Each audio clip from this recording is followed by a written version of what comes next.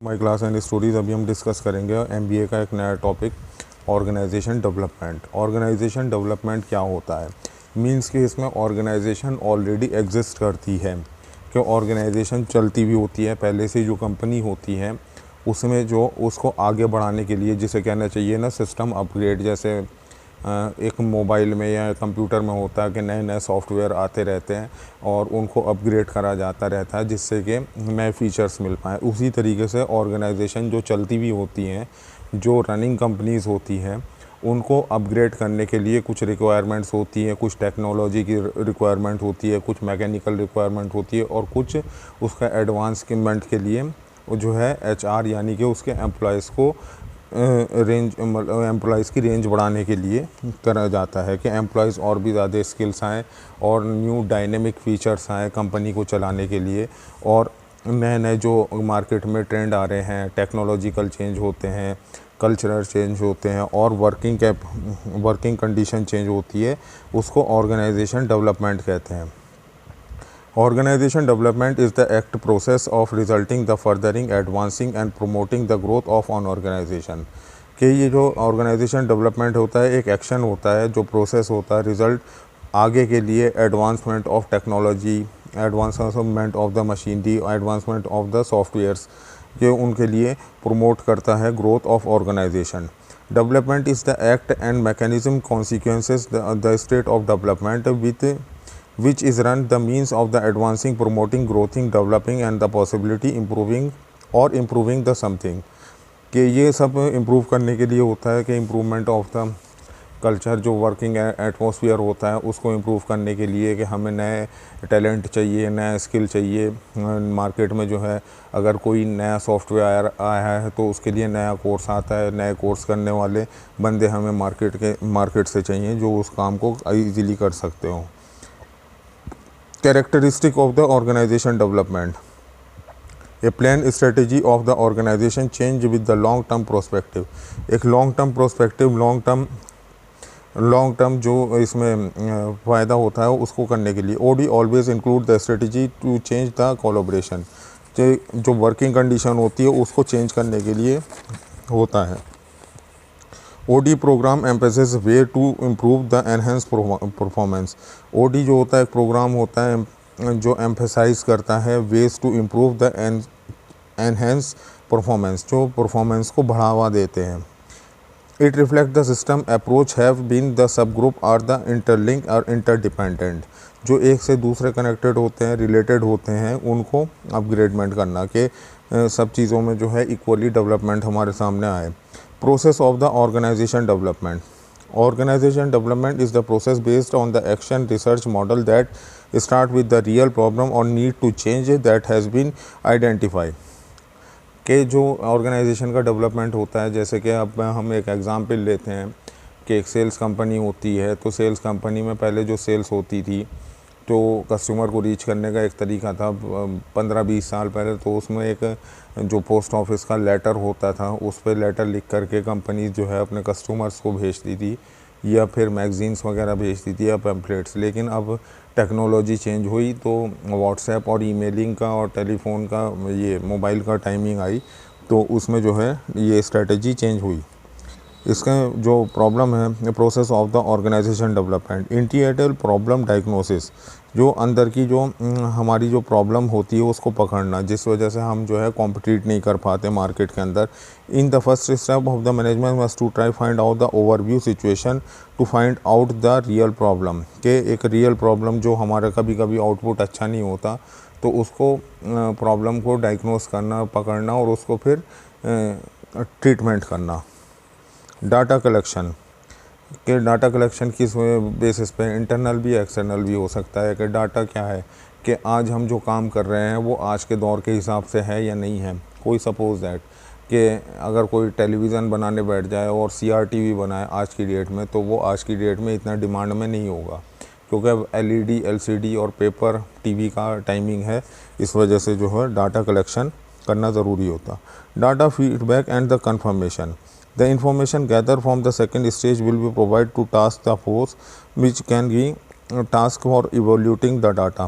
कि data feedback होता है जो कंपनी के एम्प्लॉयज़ के अंदर होता है, वो देते हैं, जो सेल्स पर्सन होते हैं वो देते हैं, जो मैनेजर्स होते हैं वो देते हैं, फिर उनका कन्फर्मेशन होता है। Planning strategy and fundamental change, कि प्लानिंग होती है, स्ट्रेटजी बनती है, फिर फंडामेंटल चेंजेस कि हमें क्या टेक्नोलॉजी में चेंज करना चाहिए, क्या हमें रिसोर्सेज नए बनाने चाहिए, किस तरीके से हमारी जो एग्जिस्टिंग कंपनी है वो आज के टाइम के हिसाब से, कंपटीशन के हिसाब से चल पाए। Intervention in system. Intervention is the system of the related to the activity planned before during the OD program। कि इंटरवेंशन होता है कि जिसको हम जो प्लान करने जा रहे हैं उसका क्या रिज़ल्ट हमारे सामने आएगा। टीम बिल्डिंग, इसके लिए टीम बिल्डिंग होती है जो वर्कर्स की होती है, अमंग वर्कर्स के हमें जो है ये काम कंप्लीट करना, ये टास्क कंप्लीट करनी है, ऑर्गेनाइजेशन के अंदर हमें ये टारगेट अचीव करना है। इवोल्यूशन के हमने जो प्लानिंग करी है कि उसका इवोल्यूट करना कि वो प्लानिंग सही है या नहीं है, हम जो स्ट्रेटजी बना रहे हैं वो फर्दर काम आएगी भी या नहीं आएगी, उसका रिज़ल्ट क्या होगा, उसका रिज़ल्ट नेगेटिव होगा या पॉजिटिव होगा। ये सब जो होती है ओडी के अंदर ही आती है, ऑर्गेनाइजेशन डेवलपमेंट।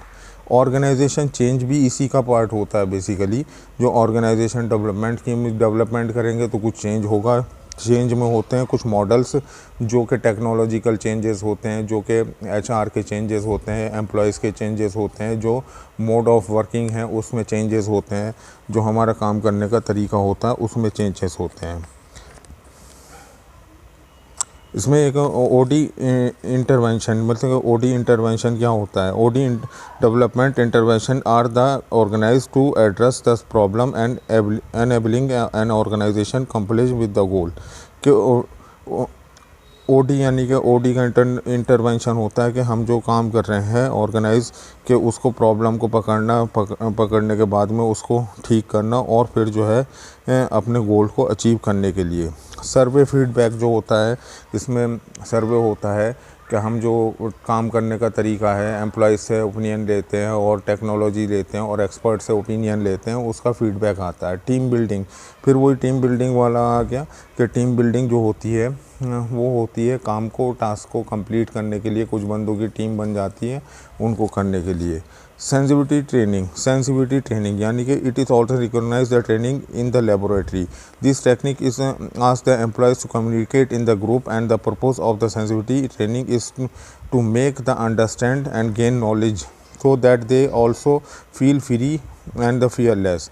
कि सेंसिटिविटी ट्रेनिंग वो होती है जो पर्सन टू पर्सन दी जाती है, जो 1 to 1 पर्सन उनको ट्रेनिंग दी जाती है, जिसके लिए कोई स्पेशली प्रोग्राम नहीं होता और वो जो है 1 to 1 एक से दूसरे को समझाने के लिए कह दिया जाता है। तो ये था इसका सब कुछ पार्ट।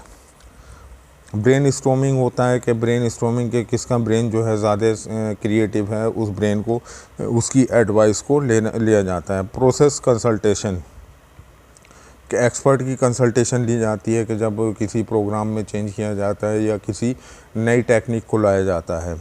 टैलेंट मैनेजमेंट होता है। Talent management it can be defined as the goal oriented and integrated process of the planning, recruitment, development, management and the compensation process. Talent management क्या होता है। टैलेंट मैनेजमेंट वो होता है कि एक बंदा जो होता है, वही हमने पहले जो डिस्कस किया कि एक बंदा सेल्स का स्पेशलाइज है तो उसको सेल्स में कर दिया जाएगा, एक बंदा अकाउंट्स का स्पेशलाइज है तो उसको अकाउंट में सेट किया जाएगा, एक बंदा प्रोडक्शन का स्पेशलाइज है तो उसको प्रोडक्शन में डाला जाएगा, एक बंदा डिज़ाइनिंग का एक्सपर्ट है तो उसको डिज़ाइनिंग में डाला जाएगा, एक बंदा जो है अपने काम का एक्सपर्ट है किसी और फील्ड में तो उसको उसी फील्ड के अकॉर्डिंग जो है फील्ड उसको मीन्स के फील्ड नहीं वर्क उसको दिया जाएगा। Function of the talent management recognise that the talent management assignment with the recruitment, training and the payment of the employ. ये पेमेंट के लिए होता है, फंक्शन से होता है टैलेंट मैनेजमेंट के, वो ये होता है कि असाइनमेंट किसी जो बंदे को लेना और रिक्रूटमेंट करना, ट्रेनिंग देना, payment of the employees. Process of the talent management, सबसे पहले जो होता है टैलेंट मैनेजमेंट को टैलेंट हंट करना जिसे कहना चाहिए, जो नॉर्मली टैलेंट हंट करने वाली बात होती है। जैसे किसी क्रिकेट टीम में जब कोई सिलेक्शन होता है तो उसमें बॉलर्स को, बैट्समैन्स को और इनको बुलाया जाता है। फील्डिंग भी इसमें एक चैप्टर होता है तो उसमें जो सेलेक्टर करने वाले, सिलेक्शन लेने वाले होते हैं, वो यही देखते हैं कि कौन अच्छा बॉलर है, कौन अच्छा बैट्समैन है, किसकी फिज़िक अच्छी है, किसका फिज़िकल एक्टिविटी अच्छी है। उसी हिसाब से उसको जो है, जैसे क्रिकेट टीम वगैरह में लिए जाते हैं, तो उसी से टैलेंट हंट जिसे कहना चाहिए वो है। तो इसमें सबसे पहले ये हम बात कर रहे हैं कंपनी की process of the talent management. Recruitment होता है कि हमें क्या रिक्वायर्ड है, कि सेल्स पर्सन की रिक्वायर्ड है, इंजीनियर्स की रिक्वायर्ड है किसी कंपनी में, परचेजिंग मैनेजर की रिक्वायरमेंट है, अकाउंटेंट की रिक्वायरमेंट है, सीए की रिक्वायरमेंट है, जो वो होते हैं अकाउंटेंट होते हैं उनकी रिक्वायरमेंट है। तो ये सब होता है recruitment. Identify the organisation object and understand, कि आइडेंटिफाई करना ऑर्गेनाइजेशन के ऑब्जेक्टिव को, हमें इस ऑब्जेक्टिव को कैसे पूरा करना है और इसको कैसे चलाना है। फॉर एग्ज़ाम्पल कि अगर कोई मेडिकल कंपनी है तो मेडिकल कंपनी में नॉर्मल सेल्स पर्सन नहीं चाहिए, उसमें जो है एमआर बनने के लिए वो चाहिए, मेडिकल